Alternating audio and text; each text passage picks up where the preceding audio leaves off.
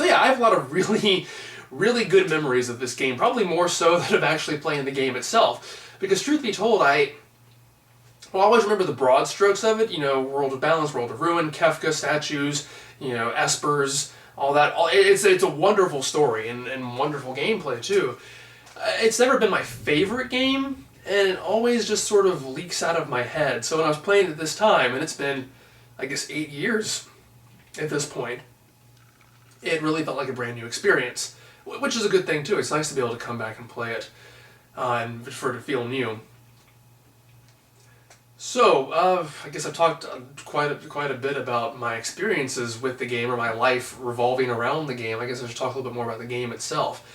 And it's a very unique Final Fantasy in that it's split into two halves. And most of the games will have sort of like an end game type of thing where the world is different somehow. Like Final Fantasy VIII, there's the time compression where you can't go into towns anymore. This is literally half the game, where the first half is what they call the World of Balance, where everything is peaceful and happy, and it's sort of a standard Final Fantasy type of thing where the plot is slowly unraveling and getting fed to you, and you meet characters and they join your party, and you get an airship, and the villains slowly gain more power, and then halfway through the game they win. And like I said, it's the floating continent. Gotta wait for Shadow. Even if you do wait for Shadow and get him, you escape, but not really. Your airship gets torn up and the world is ripped asunder and everything is laid waste. And then you wake up a year later just as Celis, and you have to, basically the second half of the game is Final Fantasy VI, getting the band back together. You have to just traverse this new world and find what all your compatriots have been doing in the past year and reassemble them, and then go for a final struggle against Kefka. And it's really fascinating in that regard, pretty unique, and really fun to play. I will say my one complaint that I sort of realized I was playing through this time is that it does make the second half feel really side questy, because that's basically all you do in the second half of the game is side quests.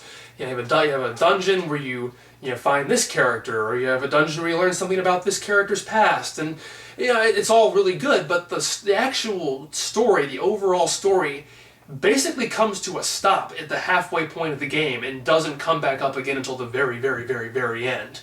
Everything between the midpoint and the end is nothing related to the story. Kefka doesn't do anything. He takes over the world and just sits in his tower. I mean, we hear stories of him shooting lightning down to towns who resist him, whatever that even means. We see it maybe once. Other than that, nothing really happens. And so it does just feel kind of like the brakes were put on.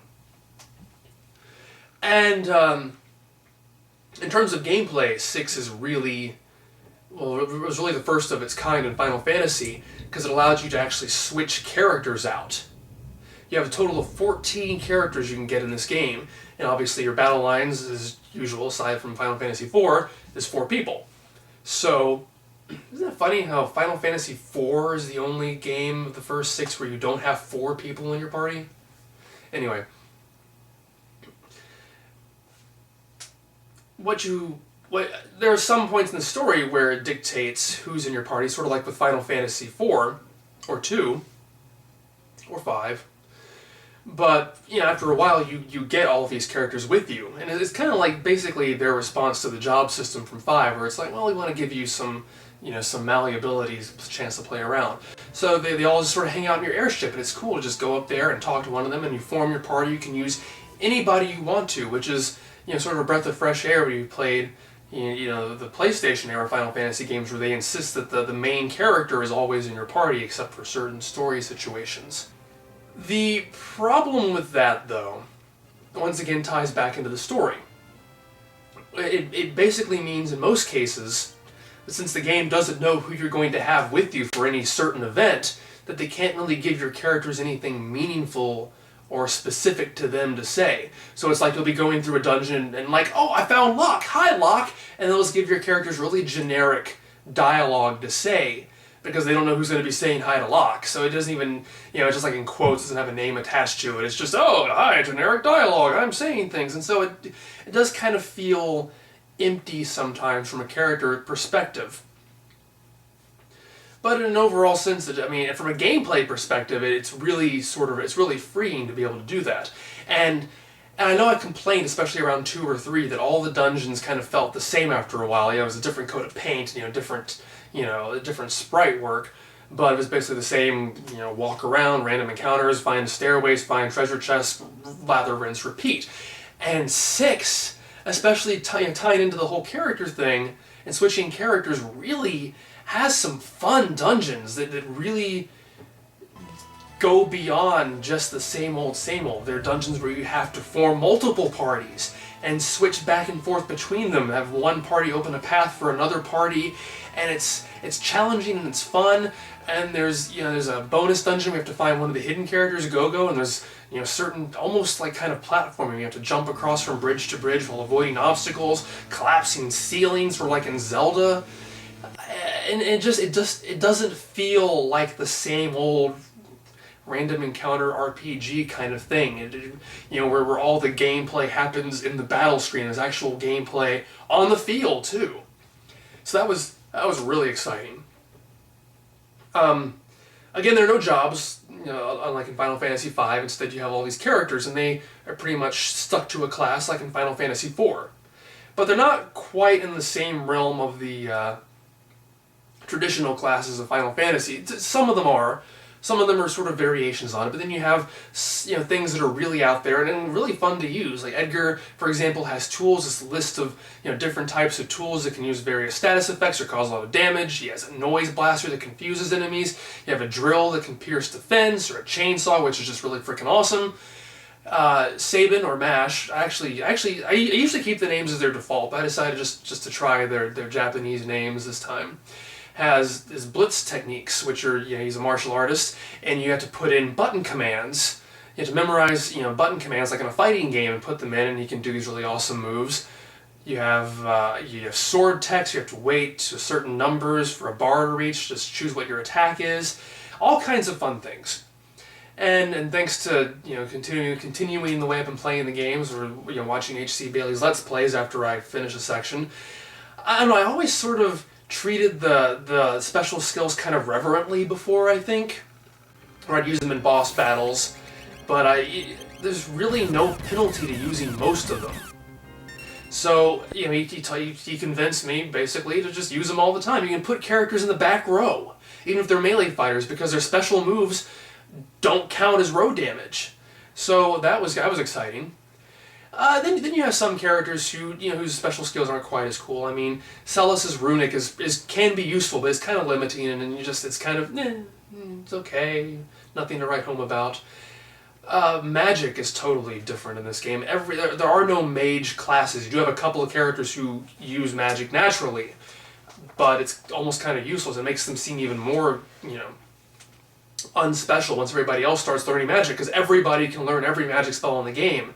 It ties into the plot. You have the Espers who are, being hunted down by the Empire, and you take them and you can learn their powers, you can summon them, but they also have a list of spells they can teach each character, so you get magic points at the end of every battle, and once you get to 100% for each spell, you can use it. So you can basically customize your characters as you see fit.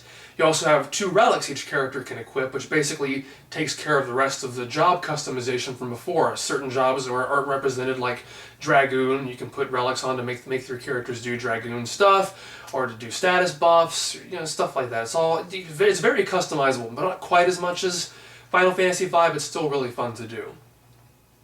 I will say though, there's too much blue mage type jobs in this game, and I hate blue magic. I just find it so tedious and so random. Basically, it was a class that's introduced in Final Fantasy V, and I stayed far, far away from it this time. It can be really useful if you know what you're doing.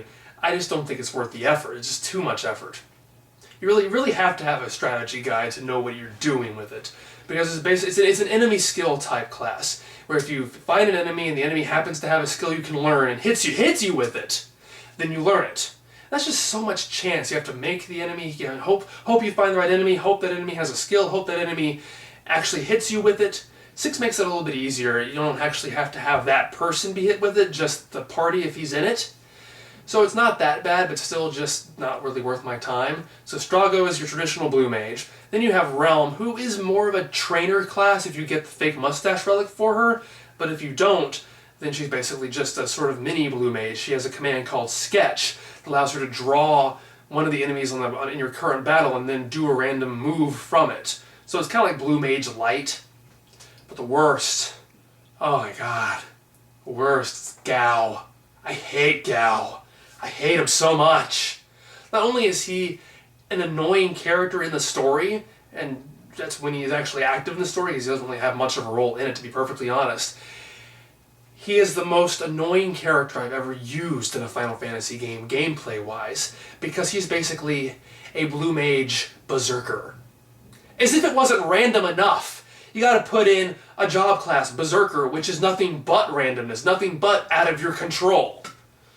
So here's how Gao works. Gao doesn't even have a normal attack command, unlike someone like Strago or Realm. He can't attack normally. He can do magic. But other than that, his main move is called Rage, which puts him into a Berserk mode. There's a list of all the enemies that you've learned skills from. You choose the enemy, and from that point on, he just randomly does moves from that enemy until the end of the battle. The way to learn Rages, again, it's not even as easy as regular Blue Mage. There's only one place in the entire game you can learn Rages. It's a place called the Veldt. You take him to the Veldt. He gets a different command called Leap. So you walk around for a while getting in random encounters, because almost every monster you find in the game, once you encounter them in the real world, will go to the Veldt. So, assuming there is a special enemy you want to learn, assuming you even figure out what it is, you got to go to the Veldt, walk around, get in random encounters, hope to God you actually find the enemy you're looking for, use the Leap command, Gao leaps into the enemies, the battle ends, you don't get any experience at all, wander around for a bit, do a couple more battles. Chances are while you're doing this and Gao's out of your party, you'll find an enemy you really want to learn skills from, but you can't do it now because Gao's not there. But after a couple battles, once you defeat all the enemies, he'll come back. And if you don't attack him, which you probably will end up doing because you're probably putting in commands as fast as you can because you want the battle to be over with quickly, if you don't hit him, he'll rejoin your party and you'll have the moves, you'll have those enemies listed in your list. So it's not even the list of skills under his rages, it's the list of the enemies. And I don't even know which enemy is which. I don't know what name everything is. So I see like Trilobite or Were-Rat, and like, I don't know what the heck that is. Almost said a cuss swear. So I don't even know what they are. So I'm just, let alone what they do. I can't remember what any of these things do. So anytime I'd use Gao in the past, I just randomly pick something and go, I hope that works. And then, as if that wasn't bad enough, since he's a Berserker, you lose control of him. There are like maybe 3 or 4 moves each enemy does. One of them is a really super cool, special, ultra powerful move, and the rest is just like him punching something. And it's random. So you randomly find the monster, randomly get stuff, have to randomly pick it from a list that you can't decipher, and then it randomly does moves for you. Why would you use this character? I don't know, HC Bailey got a lot of mileage out of him, but this time I decided, screw him. I never used him unless the story forced me to. I hate Gao. I hate him. Whew. But overall, it's a really great game. It's a beautiful looking game. It's aged a heck of a lot better than Final Fantasy VII has. Even though Final Fantasy VII is a technically more advanced game with the cool pre-rendered backgrounds and the polygon characters, but it looks like a really, especially the character models look really bad, except in the battle. Final Fantasy VI, though, it just looks wonderful. The sprites are so detailed and colorful. It's such a huge step up from Final Fantasy V, which admittedly was a pretty big step up from Final Fantasy IV, but 6 just eclipses it so much. It is definitely one of the best looking games on the Super Nintendo. So, that's my experience with Final Fantasy VI. I have a really special place in my heart for this game.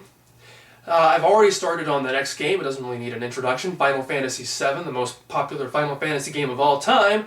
And hopefully I'll be talking to you about that soon. So thanks for listening. I'll talk to you later. Bye.